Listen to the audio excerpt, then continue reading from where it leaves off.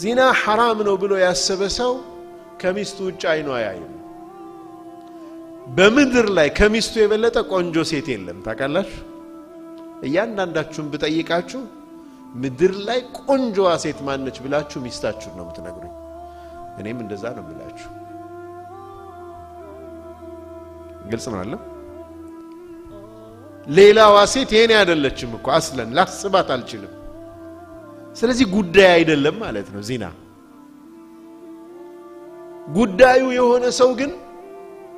የሆነችን ሴት አይኗን ይወዳል ሌላኛዋን ከንፈሯን ይወዳል አፍንጫዋን ደግሞ ሌላኛዋን ይወዳል ሌላው ይባክናል ሪል حب ሪል محبة ኖሮት እውነተኛ የሆነ ደስታን ማግኘት አይችልም ይሄ ደግሞ ተፈጥሯዊ ነው የአላህ Subhanahu Wa Ta'ala ህግና ሥርዓት በማክበር ብቻ ነው የሰው ልጅ ደስታን አግኝቶ መኖር የሚችለው